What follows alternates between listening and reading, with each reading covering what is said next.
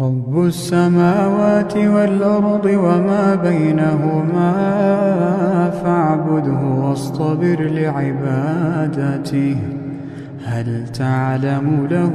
سميا ويقول الإنسان أإذا ما مت لسوف أخرج حيا أولا يذكر الإنسان أنا خلقناه من قبل ولم يك شيئا فوربك لنحشرنهم والشياطين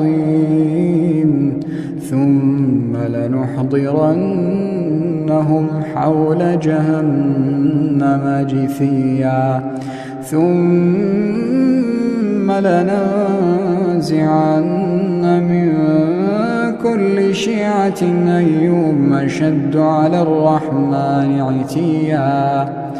ثم لنحن أعلم بالذين هم أولى بها صليا وإن منكم إلا واردها كان على ربك حتما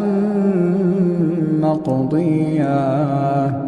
ثم ننجي الذين اتقوا ونذر الظالمين فيها جثيا